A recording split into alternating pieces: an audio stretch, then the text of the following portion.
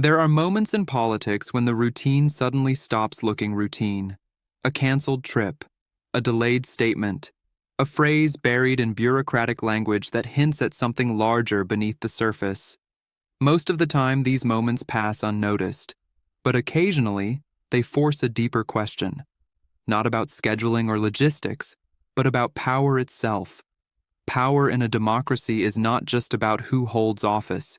It is about legitimacy, the shared agreement that authority is lawful, recognized, and stable. Without legitimacy, power becomes fragile. And when legitimacy is questioned, even temporarily, institutions slow down, hesitate, and double-check their steps. Imagine a scenario where presidential travel is abruptly suspended, where official explanations are minimal, and where military and civilian institutions begin using cautious, carefully worded language. Whether such a moment is brief or prolonged, it reveals something important. Democratic power is not automatic.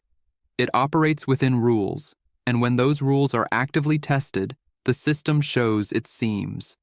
This is not necessarily a sign of collapse. It is a sign of stress. Democracy was never designed to be frictionless. In fact, the opposite is true. The architects of constitutional systems intentionally built in friction. They feared concentrated power more than inefficiency. They preferred delay over rashness. They wanted decisions to require agreement, consultation, and legal grounding. That design works quietly in stable times. But during moments of constitutional uncertainty, the public sees the machinery turning. One of the most misunderstood features of democracy is that doubt does not equal failure. Legal disputes over authority, succession, or capacity are not anomalies. They are scenarios the system anticipates. Constitutional frameworks exist precisely because the founders of democratic systems assumed that human leadership would sometimes be imperfect, contested, or unclear. The true measure of a democracy is not whether disputes occur, but whether they are handled through law rather than force. When authority becomes a subject of debate, institutions react carefully. Military structures, for example, rely on absolute clarity in the chain of command. Their entire function depends on knowing exactly whose orders are lawful. If ambiguity appears, caution becomes not political, but procedural. From the outside, caution can look dramatic. A delayed action or a paused operation can be interpreted as defiance or crisis. But internally, it often reflects a professional instinct to avoid crossing legal lines. Institutions are built to protect themselves from acting outside constitutional bounds. This reveals an important truth. In a democracy, power is shared across institutions, not concentrated in a single office. The presidency is powerful, but it exists within a web of law, oversight, and procedural guardrails. When questions arise, those guardrails activate, and that can feel unsettling to a public accustomed to constant motion. Modern political culture expects speed, instant decisions, immediate clarity, continuous activity. But constitutional governance is not designed for speed. It is designed for durability. It values process over momentum, legality over optics. That difference between political culture and constitutional design creates tension. Citizens want reassurance. Markets want predictability. Allies want signals of stability. Meanwhile, institutions want to be correct before being fast. This gap can make ordinary procedural caution appear extraordinary. There is also a symbolic dimension to presidential power. State vehicles, official residences, and ceremonial practices are not just practical tools. They are signals of continuity. They communicate that the system is functioning. When those symbols appear interrupted, observers project meaning onto them, sometimes more meaning than the facts justify. Yet democracy cannot rely on symbolism alone. A grounded plane or a delayed trip does not determine authority. Law does. Procedures do. Congressional processes do. Constitutional mechanisms do. The deeper story is not about optics, but about how a system verifies legitimacy. Political polarization complicates this environment. In a polarized society, the same event is interpreted in radically different ways. One group sees responsible caution, another sees institutional resistance. One sees accountability, another sees sabotage. This divergence is less about facts and more about trust. When trust in institutions declines, every action is viewed through suspicion. Neutral language sounds coded. Procedural steps look strategic. Routine caution feels political. But institutions often operate on a different logic than political narratives. Their primary concern is not messaging, but legality. They ask, is this order lawful? Is this authority clear? Is this procedure defensible? These questions are not partisan. They are structural. History shows that democracies regularly face moments where authority is tested. Leadership transitions have been disputed. Election outcomes have been challenged. Emergency powers have been debated. Yet stable systems endure because they resolve disputes through process rather than personality. The public, however, tends to experience these moments emotionally. News cycles accelerate. Social media amplifies speculation. Commentary becomes dramatic. The gap between perception and procedure widens. That gap can itself become a source of instability. Another modern challenge is the personalization of politics.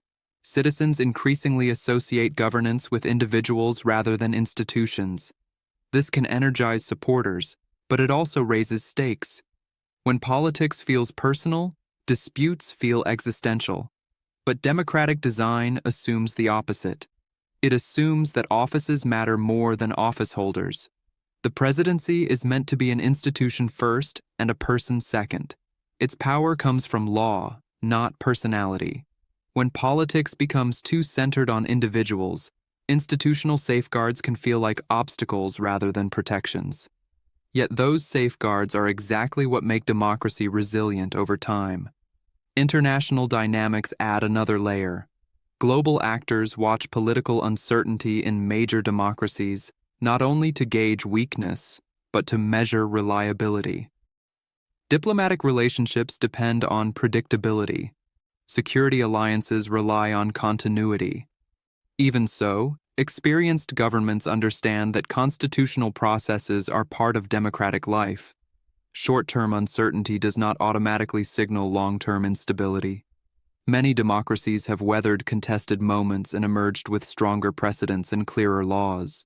In fact, crises often produce institutional learning. They clarify rules, they expose ambiguities, they prompt reforms. What feels alarming in the present can later become a case study in constitutional refinement. But this positive outcome depends on one crucial factor: respect for process. If political actors follow the rules, accept legal outcomes, and avoid undermining institutions for short-term gain, democracy strengthens. If they reject procedures or delegitimize outcomes, trust erodes. The real battleground, then, is not about a single event. It is about whether leaders and citizens value constitutional process enough to endure uncertainty. Democracy requires patience. It requires the willingness to let procedures unfold. It requires losing sides to accept outcomes and winning sides to show restraint. These norms are less visible than speeches or rallies, but they are the glue that holds systems together. Civic education plays a role here too. A public that understands how constitutional mechanisms work is less likely to panic during disputes. Knowledge reduces fear. Transparency reduces speculation. Ultimately, democracy is built on the assumption that humans are imperfect. Leaders may falter. Disputes may arise.